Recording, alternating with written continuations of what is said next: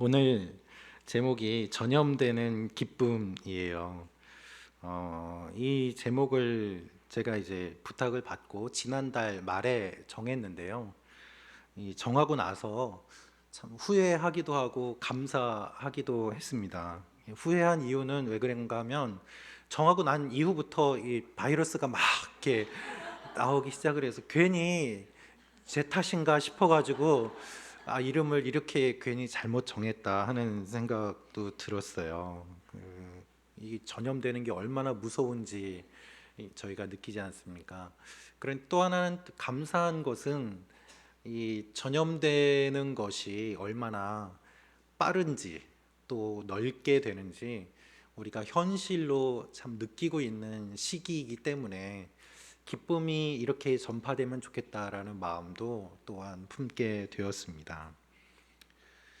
그래서 우리가 조금 더 구체적으로 전염된다는 것이 어떤 것인가, 우리가 알 수 있는 이 상황과 환경 가운데서 기쁨이 전염되기를 그런 원하는 마음으로 제목을 또 짓게 되었다는 생각이 들었습니다. 코로나가 아니라 기쁨이 전염될지어다. 할렐루야. 네. 여러분 앞에 계신 분들, 양옆에 계신 분들 보고 한번 웃어 주십시오. 네. 그리고 이렇게 말해 보십시오. 당신이 웃으니 나도 좋습니다. 네. 할렐루야. 여러분 우리는 눈물보다는 웃음을, 슬픔보다는 기쁨을 원하는 존재입니다. 모든 사람들은 다 기쁨을 원합니다. 아무도 슬픔을 원하는 사람은 없습니다. 기쁨을 원하지 않는 사람은 무엇인가 문제가 있는 사람이겠죠. 기쁨을 원합니다.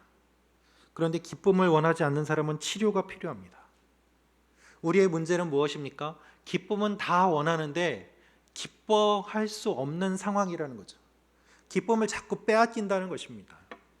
우리가 원하는 것과는 반대로 우리의 현실이 우리를 기뻐하게 만들지 않습니다.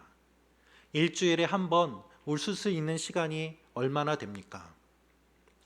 기뻐할 수 있는 마음보다는 슬퍼하는 마음, 걱정하는 마음, 염려하는 마음, 두려워하는 마음, 근심하는 마음이 우리 가운데 계속 찾아옵니다. 그래서 걱정하고 근심하는 것들이 너무 익숙해져서 그 걱정과 근심이 없으면 왜 걱정이 없지 하면서 걱정을 하게 되는 것이 우리의 모습인 것이죠. 항상 걱정과 근심에 익숙한 삶을 살아가고 있습니다. 주위를 둘러보면 기뻐하는 사람보다 슬퍼하는 사람들이 참 많습니다. 전철을 타고 버스를 타면은 사람들이 다 얼굴이 굳어 있습니다.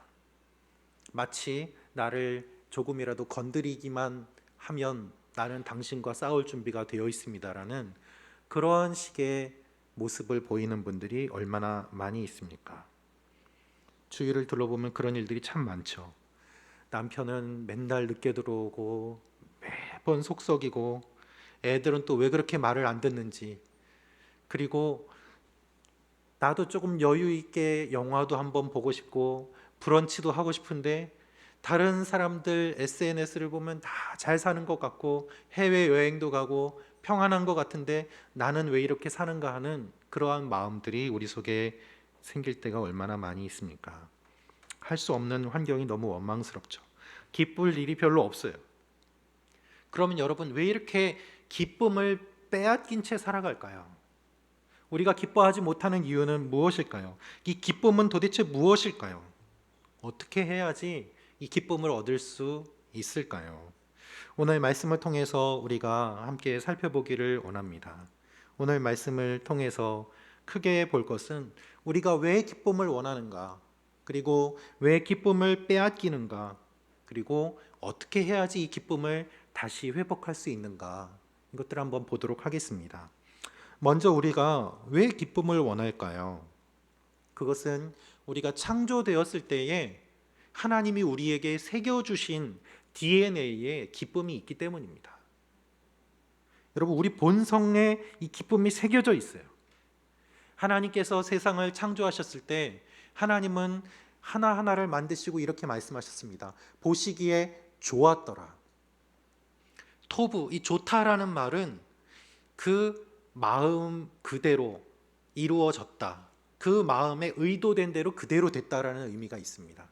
하나님께서 무엇인가를 만드셨을 때, 이 세상을 만드셨을 때 의도하고 계획하신 것이 있는데 그대로 되었기 때문에 그것이 보기에 좋다라고 말씀하신 것입니다. 여러분, 어떤 예술가가 작품을 만듭니다. 그런데 본인이 생각한 그 의도대로 작품이 나왔습니다. 그러면 좋은 거예요. 도자기를 빚는 분들이 마음에 안 드는 도자기가 나오면 깨뜨리고 다시 만드는 것처럼, 그러나 하나님께서는 만드실 때 깨뜨리지 않으시고 처음 만드실 때 완벽하게 보시기에 좋았더라. 그 의도대로 모든 것들을 만드셨습니다. 의도된 대로 되니까는 보기에 좋고, 보기에 좋다는 것은 아름답다는 의미도 있고, 그리고 또한 기쁨과 즐거움을 의미하기도 합니다. 그대로 작품이 나오면 얼마나 좋겠습니까? 얼마나 기쁘겠습니까? 하나님께서 이 세상을 만드실 때에 사람을 만드시고 보시기에 심히 좋았더라라고 말씀하세요. 다른 어떤 것보다 우리는 하나님이 만드신 가장 그 의도에 합당한 존재라는 것입니다. 그래서 성경은 우리를 이렇게 표현합니다. 하나님의 형상이라고 말입니다. 다른 어떤 피조물도 아니고 우리 모두는 하나님의 형상으로 지음받은 존재입니다. 그래서 우리 가운데 기쁨에 대한 갈망이 있어요. 왜냐하면 하나님이 우리 속에 기쁨과 사랑과 좋은 것들을 다 넣어주셨기 때문입니다. 처음엔 눈물이 없었습니다. 고통이 없었습니다. 죽음이 없었습니다. 기쁨과 사랑과 희락과 화평과 좋은 것만 가득 차 있었어요. 우리는 기쁨 가운데 살았고 그것이 당연한 것인 줄 알았습니다. 그래서 하나님과 우리와의 관계가 너무 기쁘고, 또 아담과 하와가 서로 바라보면서 내 뼈 중에 뼈요 살 중에 살이라고 누구보다도 깊은 그 사랑의 고백을 처음에 했던 것이죠. 그 깊은 관계 속에서 기쁨과 사랑을 누린 것이 하나님이 우리를 만드신 그런 모습입니다. 그래서 우리 DNA 가운데는 하나님의 기쁨이 새겨져 있어요. 그래서 우리는 기쁨을 원하는 것입니다. 이 갈망이 우리 속에 있습니다. 관계 속에서 누리는 기쁨이에요. 하나님으로부터 시작된 하나님이 주시는 이 기쁨이 우리 속에 근본적으로 자리 잡고 있다는 것입니다. 여러분, 우리의 모습을 한번 볼까요? 이 인문학자들이 호모 루덴스라는 말을 씁니다. 이 말은 유희의 인간이라는 뜻입니다. 인간의 본성이 유희라는 거예요. 노는 것. 그런데 단순히 노는 것만이 아니라 창의적인 활동을 의미합니다. 사람이 놀 때에 막 창의적이 되는 거예요. 노는 건 즐겁죠. 기쁨은 이 뇌를 활성화시킵니다. 그 창의적이 됩니다. 그래서 잘 노는 아이들은 창의적이 돼요. 아이들이 노는 걸 한번 보십시오. 나뭇잎이 밥그릇이에요. 그렇죠? 모래가 밥이에요. 너무 맛있게 먹어요. 냠냠냠냠 하면서. 아이들이 노는 걸 보면은 어떻게 그렇게 창의적인 줄 몰라요. 종이 비행기 하나 가지고 우주까지 날아가는 상상을 합니다. 그것이 노는 모습이에요. 그때에 막 뇌가 활성화되고 그리고 창조적이 되는 것이죠. 그럴 때 기쁨을 얻게 됩니다. 아이들이요, 공부하는 것보다 노는데 머리를 얼마나 잘 쓰는지 모릅니다. 그죠? 막 노는 데는요, 신나게 막 머리를 써요. 그런데 이것이 영적인 일에도 동일하게 작용한다는 것입니다. 재미없이, 자극 없이, 무기력하게 교회에 와서 앉아 있다가 돌아가는 그런 신앙이 아니라 기쁘게 하나님 앞에 반응할 때 우리 가운데 막 창의적인 생각들이 떠오르고 기쁨을 누리는 일들이 일어난다는 것입니다.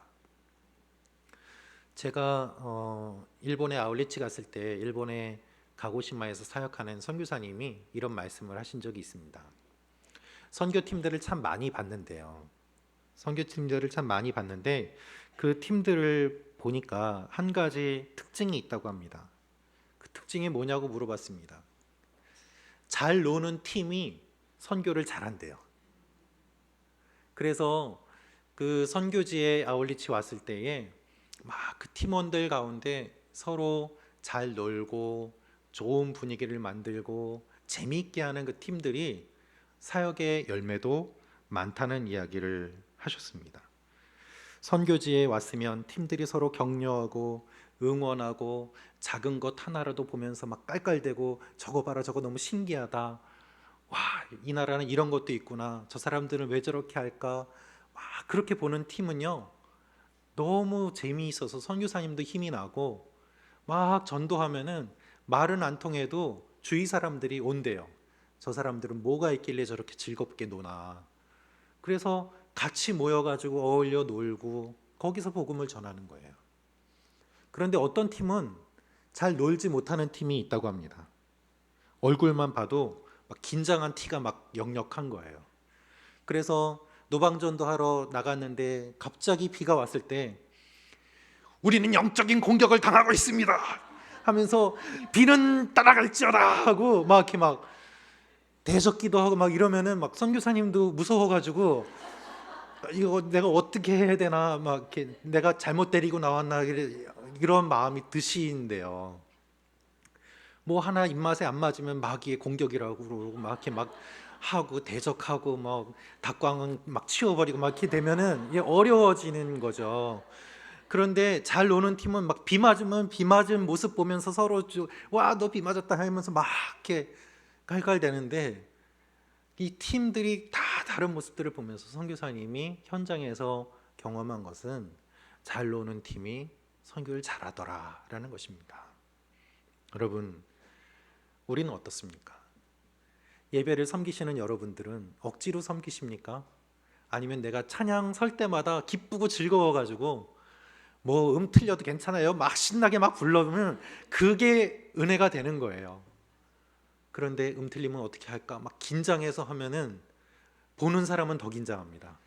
하나님은 더 긴장하세요. 이렇게 야 괜찮아 괜찮아 막 이러면서 그게 하나님께서 보시기에 우리의 모습은 아닐까요? 여러분, 기쁨은 우리의 본질입니다. 우리의 본성입니다. 그래서 기쁨 가운데 있을 때 놀라운 일들이 일어나는 것을 보게 됩니다. 기쁨은 하나님이 원하시는 것입니다. 기쁨은 하나님의 성품입니다. 기쁨은 이 사랑의 아름다운 모습이에요. 사랑하면 기뻐하지 않습니까? 사랑하는 사람이 그 사랑하는 사람을 볼 때 기쁜 얼굴이죠. 그것이 진정한 기쁨과 사랑의 관계입니다. 자, 문제는 무엇입니까? 이 기쁨을 우리가 잃어버렸다는 거예요. 잃어버린 이유는 죄 때문입니다. 기쁨을 잃어버린 이유는 죄 때문입니다. 아담과 하와가 죄를 지은 이후에 기쁨이 사라졌어요. 내 뼈 중에 뼈요 살 중에 살이라고 고백했던 그 아담이 하나님 앞에 하나님이 이 여자를 주셨으니까 제가 이 여자가 준 과일을 먹으면서 죄를 지었습니다라고 하나님 탓을 하고 자기 아내 탓을 합니다. 얼마나 치사합니까? 그렇죠? 제가 남자라서 말씀드리는 거예요. 참 치사해요. 책임도 안 지고 거기서 주님 제가 잘못했습니다 했으면 아마 달라졌을 것입니다. 서로 핑계대고 원망하고 기쁨이 사라지는 거예요. 그리고 서로를 공격합니다. 함께 있어도 외롭습니다. 같이 있는 것이 두렵습니다. 이런 일이 우리 삶 가운데 깊게 뿌리 박혔어요. 그래서 하나님과 우리와의 관계도 끊어지고 원수된 관계가 되었습니다. 하나님을 바라볼 때 기쁨이 아니라 두려움으로 바라보는 거예요. 어떤 분은 교회 다니면서도 두려움 가운데 신앙생활을 합니다. 여러분 기억하십시오. 사랑 안에 두려움이 없고 온전한 사랑이 두려움을 내어 쫓습니다. 우리가 신앙생활하는 것은 하나님이 무서워서가 아니라 하나님을 사랑해서 아니겠습니까? 근데 어떤 분은 이렇게 생각하세요. 내가 예배 빠지면 내가 11조 빼먹으면 하나님한테 벌 받을 거야. 아니요. 그런 두려움이 본질이 아니라 사랑해서 예배 드리고 사랑해서 나를 드리고 사랑해서 물질을 드리는 것이 성경의 기본적인 원리입니다. 여러분, 죄로 인해 하나님과의 관계가 끊어지고 죄 때문에 우리 마음대로 살아가는 일들이 일어납니다. 그러니 기쁨이 사라지는 것입니다. 스바냐 1장 14절에서 18절 말씀을 우리 함께 읽도록 하겠습니다. 시작. 스바냐 1장 14절에서 18절 말씀입니다.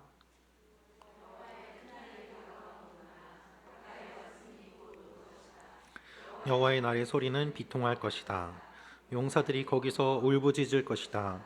그날은 진노의 날, 멸망과 고통의 날, 파멸과 황폐의 날, 어둡고 우울한 날, 구름과 두꺼운 먹구름이 뒤덮인 날이다. 나팔 소리와 전쟁의 고함 소리가 견고한 요새 위와 높은 탑 위에 있는 날이다.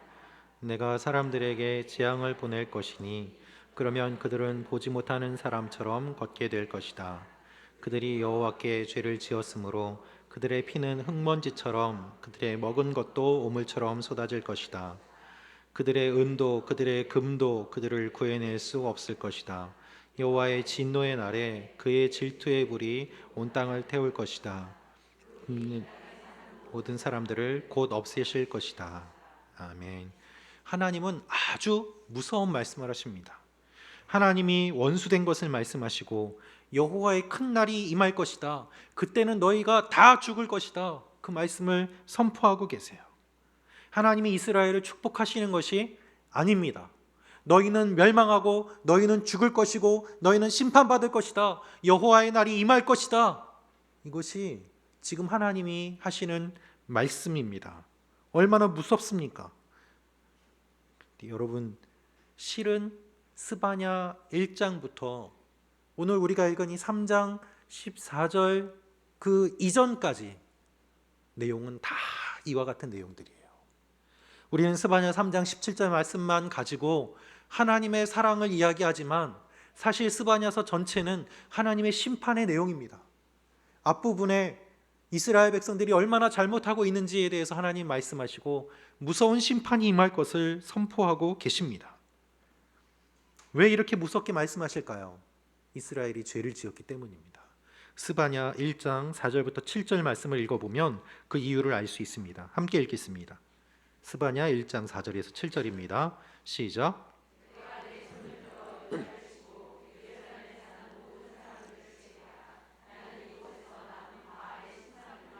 이방 제사장의 이름을 없애버리겠다. 지붕 위에서 하늘의 별들을 숭배하는 사람들과 여호와께 경배하고 맹세하지만 말감에게도 맹세하는 사람들과 여호와께 등을 돌리고 여호와를 찾지도 않고 뜻을 묻지도 않는 사람들을 없애버리겠다. 주 여호와 앞에 조용히 하라. 여호와의 날이 가까이 왔다. 여호와께서 희생 제물을 준비하시고 그분의 손님을 거룩하게 하셨다. 그리고 여호와의 희생 제사 날에 내가 관료들과 왕자들과 이방 옷을 입은 모든 사람을 벌하겠다. 여러분, 유대 백성들이 바알 신상을 섬겼습니다. 이방 제사장들이 있었습니다. 하나님의 백성이라고 해도 지붕에서 우상을 섬기는 일들을 했습니다. 하나님이 그것을 다 보고 계셨어요. 하나님께 맹세했지만 말감에게도 맹세하는 사람들이 있었다. 그것을 보시고 심판하겠다라고 하십니다. 여러분, 하나님은 우리의 심판자가 되십니다. 하나님이 우리의 모든 것을 다 보고 계십니다. 그래서 하나님의 심판이 공정한 것입니다. 숨길 수 없기 때문이에요. 이스라엘이 죄를 지었는데 하나님이 그것을 보시고 심판하겠다고 하십니다. 여러분, 하나님과 관계가 끊어지고 무서운 관계가 되었습니다. 이 모든 것이 다 죄 때문이에요. 죄를 지으면 기쁨이 사라집니다. 죄를 지으면 거리를 멀어지게 만듭니다. 그것이 죄의 무서움입니다. 여러분, 있어서는 안 되지만 예를 들면 이와 같은 것을 한번 상상해 보시면 좋겠습니다. 우리 아이를 좋아하는 이웃 아저씨가 있어요. 아이를 예뻐해줘서 항상 고맙게 생각하고 친하게 지냈습니다. 그런데 어느 날 성범죄 전과를 조회를 했는데 우리 동네에 누가 있다고 떠서 보니까는 그 옆집 아저씨인 거예요. 그러면 그 사람에게 계속해서 우리 아이와 놀 수 있도록 하겠습니까? 우리 아이와 놀아줘서 고맙다고 이야기를 하겠습니까? 살 수 없겠죠. 왜요? 죄 때문에요. 그와 같습니다. 물론 지금 범죄를 저지른 것은 아니고 죄값을 치루었지만 우리의 마음이 무섭고 어려운 것은 사실 아닙니까? 근데 여러분 오해하지 마십시오. 그렇게 해서 그 사람을 차별하고 편견으로 봐야 된다는 것이 아닙니다. 죄가 그만큼 무섭다는 것을 이야기하는 것입니다. 반대로 죄에서 돌아온 사람들을 우리가 기쁨으로 환영하고 맞이해야 되는 것을 의미하기도 합니다. 문제는 우리가 이 죄가 얼마나 심각한지를 알고 죄 때문에 모든 관계가 끊어진다는 것을 알아야 이 죄를 해결하고 관계가 회복된다는 것을 깊이 알 수 있기 때문입니다. 죄의 문제를 우리는 해결할 수 없습니다. 기쁨의 문제를 우리는 해결할 수 없습니다. 하나님께서 스바냐 말씀을 통해서 무섭게 말씀하시는 것이 그것입니다. 이스라엘이 죄를 지은 결과 나라가 나뉘어지고 나라가 없어졌습니다.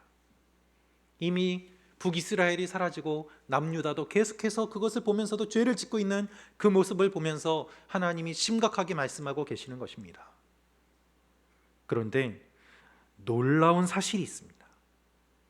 그 죄를 뛰어넘는 사건이 일어나는 것이죠. 기쁨을 잃어버리고 죄 때문에 깨어졌던 것들을 회복하는 일이 일어납니다. 그것이 오늘 우리가 읽은 14절 그리고 17절 말씀입니다. 갑자기 분위기가 반전이 되는데요. 우리 스바냐 3장 14절 말씀 같이 읽겠습니다. 시작. 오 시온에 따라 노래하라. 오 이스라엘아 외치라. 오 예루살렘에 따라 온 마음으로 즐거워하고 기뻐하라. 기뻐하라. 왜 이 말씀이 나옵니까? 하나님께서 지금까지 심판을 말씀하셨는데 그 가운데 남아있는 사람들이 있었어요. 그들을 향해서 주님이 말씀하십니다. 기뻐하라. 기뻐하라.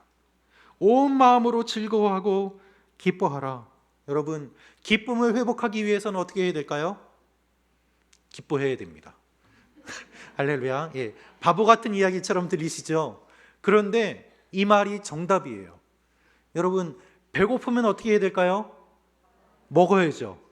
배고픈데 요리 만드는 법을 그때부터 배우면, 재료를 공부하기 시작하면 굶주림은 채워지지 않아요. 배고프면 먹어야 돼요. 기쁨을 회복하려면 기뻐해야 돼요. 주님은 그 말씀을 하시는 것입니다. 기뻐해라. 그것이 이론이 아니라 실제로 기뻐할 때 기쁨이 임함을 주님은 말씀하고 계시는 것입니다. 하나님께서 계시기 때문에 기뻐해라. 그래서 17절에 이렇게 말씀하십니다. 우리 스바냐 3장 17절 말씀 읽도록 하겠습니다. 시작. 여호와께서는 구원을 베푸시다. 그분께서 너 때문에 무척이나 기뻐하실 것이다. 그분의 사랑 안에서 너를 새롭게 해주시고 너로 인하여 기뻐하실 것이다. 아멘. 이 말씀을 통해서 이 한 구절 안에 우리가 알 수 있는 여러 가지 사실이 있습니다. 첫째로 기쁨은 하나님으로부터 시작된다는 거예요. 그리고 두 번째로 기쁨은 하나님 안에 있을 때 가능하다는 것입니다. 세 번째로 기쁨은 하나님의 능력과 성품을 알 때 가능합니다. 네 번째로 하나님이 우리를 기뻐하십니다. 다섯 번째로 사랑과 기쁨은 같은 성격을 가지고 있습니다. 그리고 여섯 번째로 기쁨은 반복됩니다. 그리고 일곱 번째로 기쁨은 전염됩니다. 먼저 여러분, 기쁨은 하나님으로부터 시작됩니다. 기쁨은 하나님의 성품이에요. 이 죄 속에 있는 우리는 기쁨을 만들어낼 능력이 없어요. 그래서 이 기쁨을 어디서 얻어야 될까요? 우리 자신에게서 얻을 수 없어요. 외부에서 얻어야만 합니다. 주님으로부터 주시는 기쁨이 있어야 내가 기뻐할 수 있다는 것입니다. 죄인된 우리가 스스로 구원할 수 없는 것처럼, 누가 구원해 주어야 구원을 받는 것처럼, 우리가 기쁨을 잃어버렸는데 어떻게 기쁨을 회복할 수 있습니까? 하나님으로부터 기쁨을 얻어야 기쁨을 회복할 수 있습니다. 이 기쁨이 외부로부터 와야 돼요. 그래서 여러분, 우리는 외부로부터 기쁨을 얻기 위해 뭐를 할까요? TV를 봅니다. 쇼핑을 합니다. 외부적인 것들을 위해서 얻으려고 막 해요. 그것으로 진정한 기쁨을 누릴 수 있습니까? 아니에요. 일시적인 건 가능합니다. 근데 진정한 기쁨은 누릴 수가 없습니다. 기쁨의 시작은 하나님이기 때문이에요. 그래서 우리의 생명이 하나님께로부터 오는 것처럼 우리의 기쁨도 하나님께로부터 옵니다. 그래서 3장 14절부터 하나님이 말씀하시는 거예요. 기뻐해라. 이스라엘이 회개하기 전에 하나님이 이 말씀을 하시고 하나님 편에서 은혜를 주시고 하나님 편에서 기뻐하라고 하시고 하나님 편에서 구원을 이루어 가십니다. 기억하십시오. 하나님이 여러분이 기뻐하기를 원하세요. 그래서 하나님이 여러분에게 먼저 기쁨을 주세요. 그것이 성경의 말씀입니다. 하나님으로부터 시작되는 거예요. 두 번째로, 이 기쁨은 하나님 안에 있을 때 가능합니다. 17절 말씀을 보면은 너의 안에 계시는 내 하나님 여호와께서는, 외부로부터 기쁨을 얻어야 되는데 이 기쁨의 근원 되시는 밖에 계신 하나님이 이제는 내 안에 오세요. 내 안에 들어오셨어요. 그러니 얼마나 더 기쁘겠습니까? 하나님이 우리 가운데 임재하실 때 기쁨이 넘칩니다. 하나님이 우리와 함께 하신다. 임마누엘. 그래서 주님이 우리 가운데 오실 때에 하나님의 기쁨이 우리 가운데서 막 흘러 넘치는 거예요. 여러분, 청소기를 보면 유선 청소기가 있고 무선 청소기가 있죠. 유선 청소기는 선 꽂아서 막 다닙니다. 무선 청소기도 청소를 하죠. 근데 유선하고 무선하고 어떤 게 더 자유롭습니까? 무선이죠. 당연하죠. 하나님이 우리 가운데 계세요. 어디 가야지 하나님을 만나는 것이 아니라 그분이 우리 가운데 계시기 때문에 내가 교회에 와야지만 기쁜 것이 아니라 내가 어디에 있든지 기뻐할 수 있는 그 능력을 주님이 우리에게 주십니다. 할렐루야. 그래서 너희 가운데 계시는 여호와라고 말하고 있는 것입니다. 여러분, 예수님의 별명이 임마누엘입니다. 다른 것으로 기쁨을 찾으려고 하지 마십시오. 다른 거는요, 잠깐이에요. 잠깐. 그래서 잠깐의 기쁨은 줄 수 있지만 근원적인 기쁨이 안 됩니다. 기쁨은 세 번째로 하나님의 능력과 성품을 알 때에 가능합니다. 하나님이 승리의 하나님, 구원하시는 하나님, 우리를 사랑하시는 하나님, 도와주시는 하나님, 치료하시는 하나님, 고쳐주시는 하나님, 역사하시는 하나님, 풍성한 하나님, 그 하나님이 어떤 분인지를 알 때 우리 가운데 기쁨이 넘치는 거예요. 무엇인가 소유해서 얻는 기쁨이 있고 존재 자체를 기뻐하는 기쁨이 있지 않습니까? 하나님은 존재 자체의 기쁨이 되세요. 그래서 무화과 나무 잎이 마르고 포도 열매가 없어도 여호와로 인하여 즐거워하는 거예요. 사람들이 봤을 때는 이상해요. 제정신이 아닌 것 같아요. 어떻게 저 상황에서 기뻐할까? 그런데 그때의 그 기쁨을 보임으로 말미암아 영혼의 울림을 사람들이 받게 되고 거룩한 충격을 받게 되어서 하나님을 알게 되는 것입니다. 오늘 말씀을 통해서 우리가 알 수 있는 네 번째는 하나님이 우리를 기뻐하신다는 거예요. 여러분, 하나님이 여러분을 기뻐하십니다. 거짓말이 아닙니다. 여러분, 목사가 거짓말 하겠습니까? 이 거짓말 아닙니다. 진짜예요. 하나님이 여러분을 기뻐하십니다. 우리가 이것을 받아들이기가 어렵습니다. 내가 이런데 하나님 기뻐하실까? 아니요, 기뻐하세요. 기뻐하세요. 우리를 보면 기뻐할 것이 하나도 없죠. 그러나 하나님은 우리를 보며 기뻐하십니다. 왜요? 기뻐하기로 결심하셨거든요. 나는 너의 상황과 환경에 관계없이 나는 너를 보며 기뻐하기로 결심했다. 나는 너를 보면 참 좋다. 나는 너를 보면 사랑스럽다. 하나님 편에서 결심하고 보시기 때문에 하나님이 우리를 보시면서 기뻐하세요. 그래서 주님, 나 같은 사람을 주님이 기뻐하시고 사랑하시는군요. 그것을 알게 될 때 우리 속에서 기쁨이 샘솟는 것입니다. 그래서요, 여러분, 회복 탄력성이라는 말이 있습니다. 어려운 일이 있을 때 금방 회복할 수 있는 그 능력을 이야기하는데, 회복 탄력성이 좋은 아이들을 보면은 사랑을 많이 받은 아이들입니다. 교만한 게 아닙니다. 버릇 없는 게 아닙니다. 사랑을 충분히 받은 아이들은 자존감을 가지고 어려운 일을 극복해 나갑니다. 하나님이 여러분을 기뻐하십니다. 제발 자존감을 가지시고 어려울 때에 그냥 넘어져 있지 마시고 일어나셔서 다시 툴툴 털고 하나님 앞에 나오세요. 하나님, 나 옷 지저분해졌어요. 빨아주세요. 그거예요. 놀다 들어와서 엄마 밥 줘. 뭐 맡겨놓은 거 없잖아요. 그런데 너무나도 당당하게 이야기를 하죠. 그것이 부모와 자녀의 관계 아니겠습니까? 그리고 5번째로, 기쁨과 사랑은 여기에서 같은 이야기가 나오는데, 기쁨과 사랑은 같은 성격을 가지고 있습니다. 사랑하는 마음으로 아이를 보면 기뻐해요. 갓난 아이를 보면 그냥 기뻐요. 저는 8년 만에 제 아들이 태어났을 때 제가 울었어요. 그냥 막 눈물이 하염없이 나더라고요. 너무 좋은 거예요. 주위의 가족들이 다 놀릴 정도로 울었습니다. 왜냐하면 좋으니까요. 기쁘니까요. 그 사랑이에요. 그래서 네? 할렐루야. 예, 지금도 울고 있습니다. 예. 아들 보면 참 너무 좋아요. 아들들이 참 너무 좋습니다. 제 아내는 더 좋습니다. 그래서 이 성경은 이렇게 이야기를 합니다. 시편 37편 4절은 또 여호와를 기뻐하라, 저가 내 마음의 소원을 이루어 주시리로다.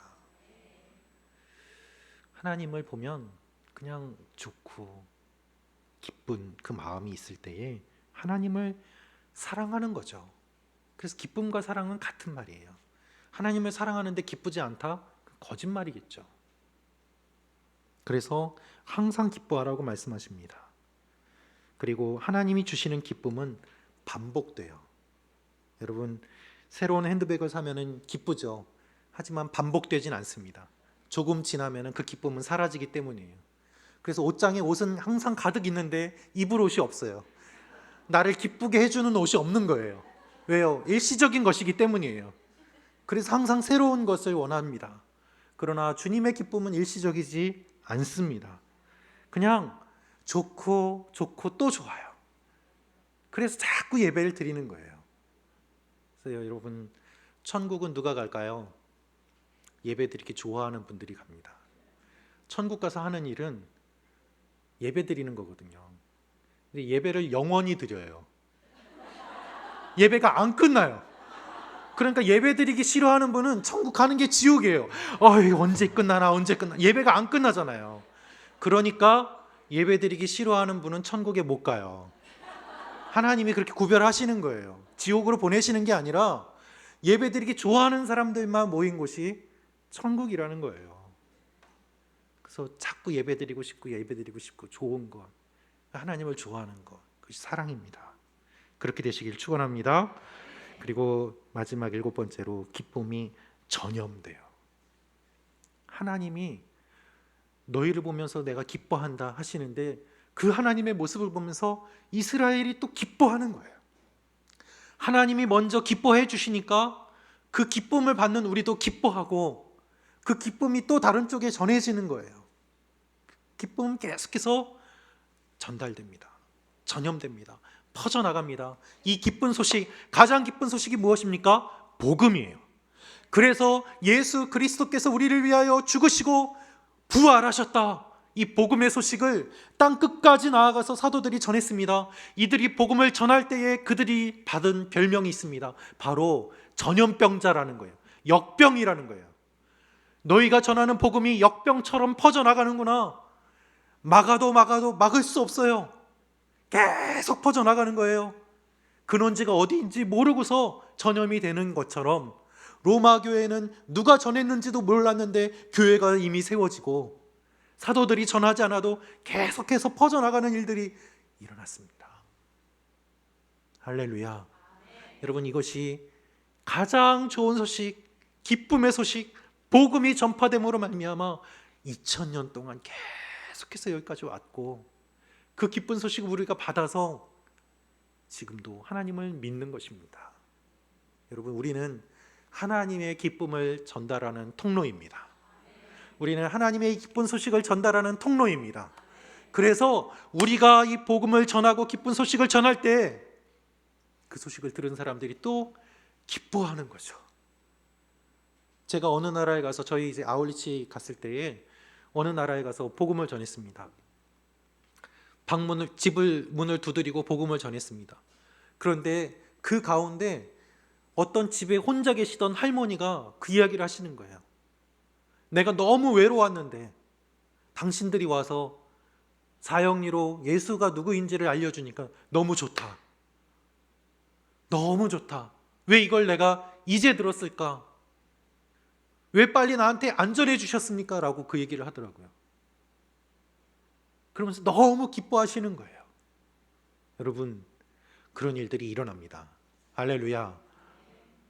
복음을 기다리는 많은 사람들이 있고 아직도 진정한 기쁨을 사모하는 사람들이 많이 있습니다. 그래서 전하고 전하는 거예요. 여러분은 무엇을 기뻐하십니까? 일시적인 것을 기뻐하십니까? 아니면은 영원한 기쁨이 되시는 주님을 기뻐하십니까?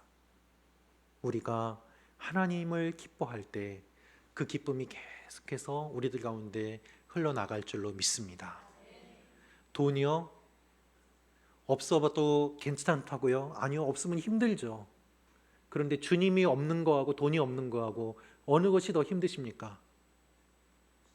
건강이요?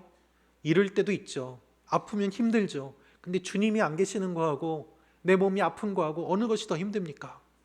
우리의 마음 깊은 곳에는 주님을 정말 사랑한다면 주님을 만나지 못하고 주님과의 관계가 끊어졌을 때 그 아파하는 그 아픔이 더 크기 때문에, 그렇게 더 큰 사람은, 아픔이 더 큰 사람은 주님을 사모하며 내가 아프더라도 주님을 기뻐하고 없더라도 주님을 기뻐하고 내가 다 잃어도 주님을 사랑하고 불구덩이에 들어가더라도 믿음을 포기하지 않는 그런 모습을 믿음의 선배들이 보여왔던 것입니다.